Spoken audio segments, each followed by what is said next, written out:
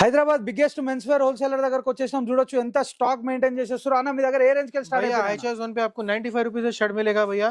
Men's wear में branded shirt, down shoulder shirt, full hand shirt, half hand shirt पूरा मिल जाएगा भैया। हमारे पास पूरा किड्स वेयर भी है।